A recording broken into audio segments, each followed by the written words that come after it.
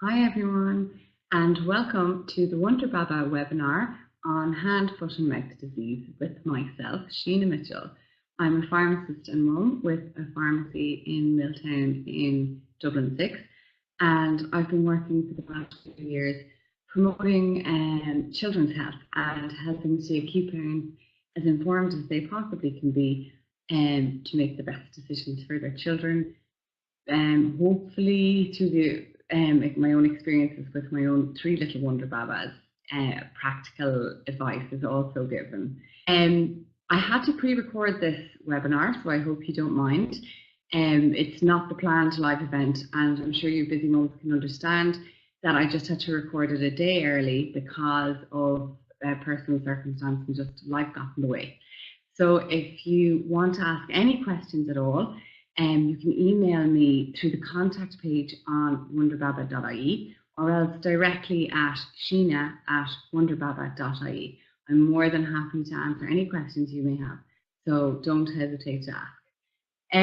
So hand, foot and mouth disease, the first thing to say is it is not the same as foot and mouth disease, which is a thing that occurs in cattle. So people often get alarmed when they hear the term if they haven't come across it before, because that's the most similar thing. But actually it's a very, very different illness. So hand, foot and mouth disease is a viral illness. It's really common in children under 10 years of age. Now we're just coming out of peak time of it, but it's good to be aware that it's still possible to get any time of the year, but really autumn and even late summer is the most common time. You can actually get it at any age, but it's most common for kids. So it's called hand, foot and mouth disease, but another name you may hear it being referred to is Kawasaki disease. And that's because the virus that causes it is Kawasaki virus A16. Now there's also A6 and I think and then there's the enterovirus, the enterovirus 71. Now, the most common cause is the Kawasaki virus. So hopefully if your child has had it, they build immunity to that virus. But as there are a couple of other viruses, which can cause the same symptoms, it is possible to get it more than once. So unfortunately, it's not other diseases that if you get it once, you're off the hook. But hopefully, fingers crossed. The first thing to say, what are the symptoms and I suppose complications with hand, foot and mouth disease? You don't necessarily get all of the symptoms. So some symptoms may be present in your child and not all. The most distinctive one is the red spots that occur most commonly on the palms of your child's hands, on the soles of their feet, around their fingers. God, my poor children were ruined. Their fingers were so sore. That was the worst part for them. But also basically in the mouth you can get ulcers which normally occur about 2 days after the rest of the rash. The rash can also occur in the nappy area and basically surrounding the mouth as well as in it. But the nappy area, and also I know even with my own kids, they got them kind of right up the legs. It wasn't just the soles of the feet that were affected. Generally it's not as widespread though as something like chickenpox, so it is a bit distinguishable. The other thing is it's not like, say, measles or something like that, or even meningitis, because full blisters are formed. So generally these are red spots. They usually start off having a kind of dark purple center, or kind of even browny, and then they turn into small blisters. Now they can form, one blister on top of another, so it can kind of look like a big merge of blisters. It's not very pleasant. They can overlap. Generally, once you get the blisters, they last for about 10 days. With the mouth ulcers, and I'm just bringing them in because they actually cause a lot of the other symptoms. The mouth ulcers basically can occur on the tongue, the gums, and on the cheek, the inner cheek, all around the inside of the mouth. These are really quite nasty and sore. Usually a child will have kind of 5 to 10 of them. They, as I said, start around 2 days after the rest of the symptoms occur, the blisters, the mouth ulcers, and the mouth ulcers will last for about 5 to 7 days, whereas the general rash probably lasts up to about 10 days. So moving on to the rest of the symptoms, because obviously the ulcers, you're going to get a lot of sore throat, a lack of appetite, a very fussy little child, Understandably, you'd be yourself if you had 10 mouth ulcers and an irritating blistery rash all over your hands and feet. Other than that, swallow can be affected, and sometimes your child will start to dribble a bit more. And that's just because they're not able to hold their mouth in the same positions and their tongue is sore. So these are all things to look out for. So in addition to that, you can also see that your child may have a cough or a high temperature. So for both of these, it can be a dry, irritating or chesty cough. And the fever can range anywhere. It's usually in the region of 38 to 39 degrees. So that's really kind of sums up the symptoms. Now, in terms of complications, the main thing is because your child's mouth is so sore, it will be dehydration. Now, I'll talk a little bit more about dehydration in a few minutes when we're talking about treatment. But in terms of complication, really with hand, foot and mouth, that's kind of the main thing. So next most important thing that everyone wants to know is how contagious is it and how does it spread? So this is one of the most horrible diseases in that it spreads really easily. So it can spread in almost 3 ways. So the first is by coughs and sneeze, the little water particles that comes out of your child's mouth or nasal passageways when they cough or sneeze actually carry the virus. And it's really good to do the whole cough into your elbow if you've got an older child, or basically catch it and kill it, bin it technique with tissues where possible. But with younger children, it's very hard. And children in general are so loving and affectionate that they're always kissing each other. And, hygiene is hard to manage on a good day. So, it can just be tricky when you've got a child that's out of sorts. But that's the first way. Then the next way is that the little blisters that form on their hands, actually the fluid that is inside them carries the virus. So if you can imagine if your child happens to, a blister bursts or something like that, and they then touch a door handle and someone else comes along afterwards and touches the same handle, well, that's going to just cause a spread of the disease. So, that's another way, basically, the fluid in the blisters.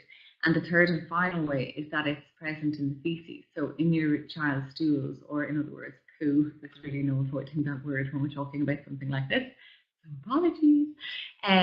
But basically, it's present in the feces, and it can actually stay in the stools for a number of weeks, much longer than the spot flat or anything after illness. So I'll talk a bit more about that later, because in terms of how it is in being contagious, it's quite relevant. So top things to do to avoid the spread. First would obviously, as we touched off there, would be the whole hygiene. So, you're washing everything that you can. So no sharing towels. So a child who's affected shouldn't share any towels. They shouldn't share utensils or cups with their toddler or child friends. They should really not be sharing toys, which if you have more than one child can be very difficult to manage. So it is kind of maybe encourage a bit of separated play, not very practical, because I know with my own children, they never wanted to play with each other more, have no interest when they're fully well.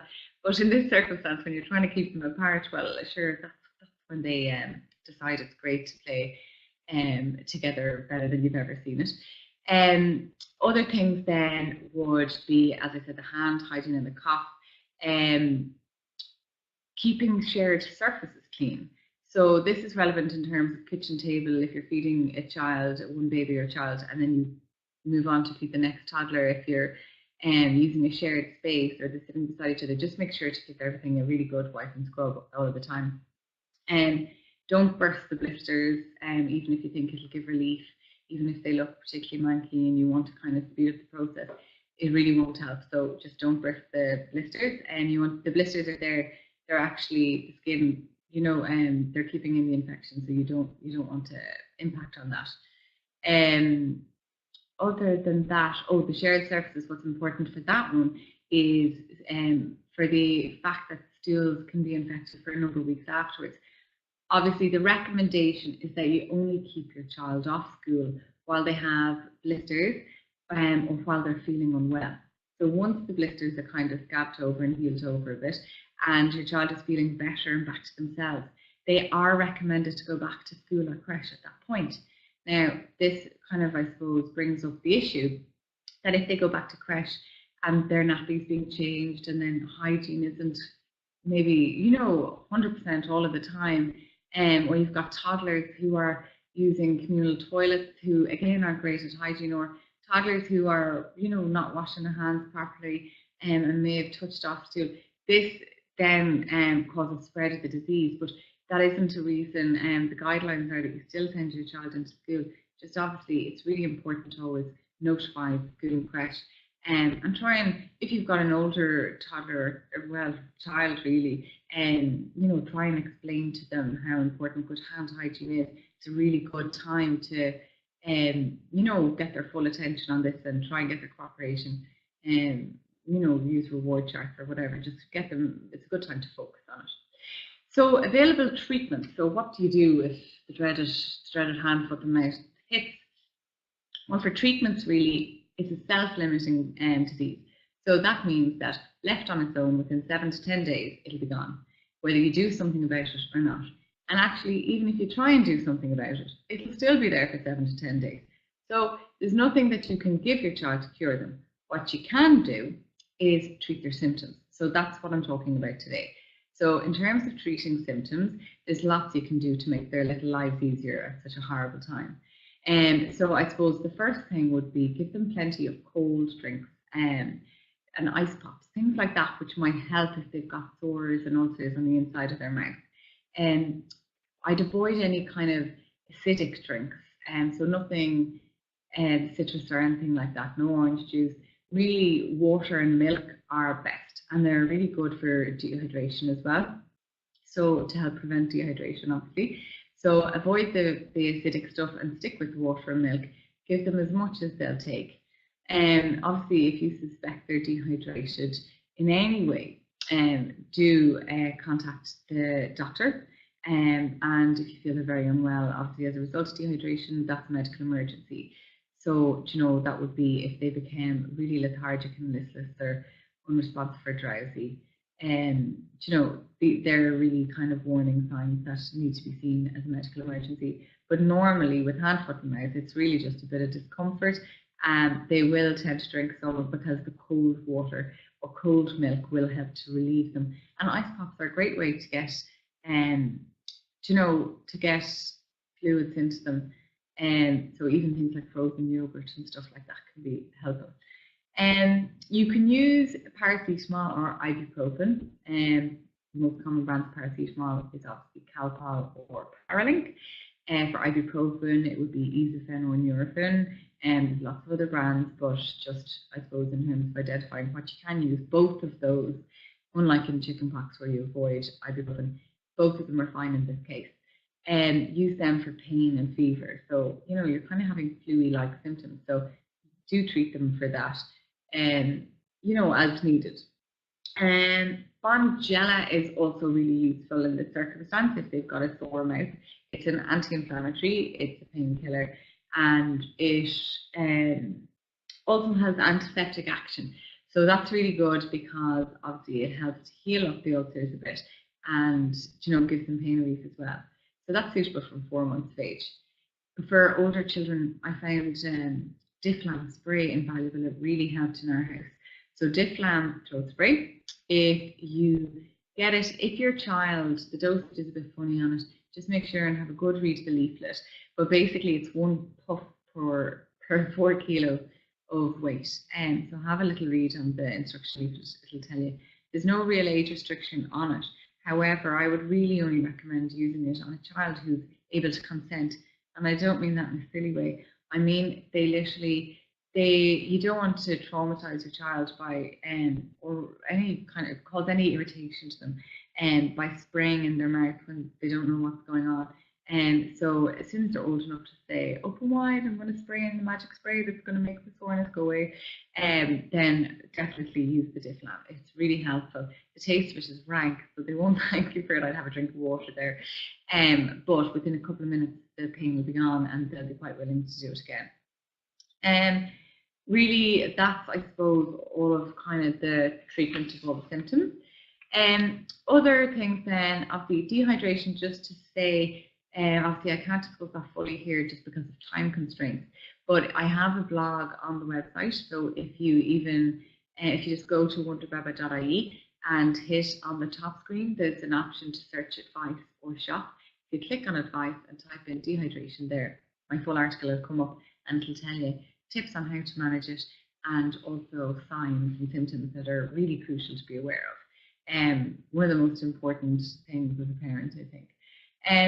In terms of problems after hand, foot, and mouth, there is a common one which took me by surprise, I'll admit. I don't know why, but no one seems to tell anyone about this. So here's the big secret: hand, foot, and mouth. About a month later, your child, if they've had a lot of blisters around their nail bed, so literally top of the fingers, if they're badly affected and under the nails and around there, about a month later their nails will start to peel off or be damaged. And it can be quite alarming because remember, it could be 3 or 4 weeks or even a bit longer later and you're like, oh, my child hasn't been sick in a month, what's going on, what's this? It's just the result of the hand, foot and mouth, the damage it did to the nail bed. It causes onychomatosis,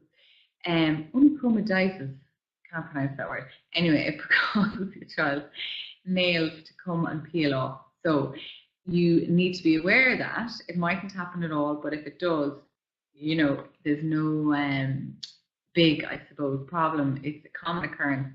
It's just one that people seem to forget to tell you about.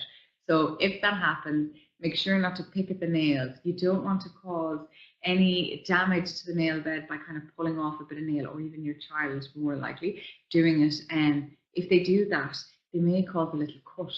And a cut on the nail bed is basically, I suppose, a breeding ground of bacteria, and they could then get a little infection in the cut. So that's no good to anyone. What I would recommend is cutting off any excess just with the clippers and nail that's hanging off, and then pop a plaster around the finger during the day so that your child or toddler, or baby can't basically easily access it.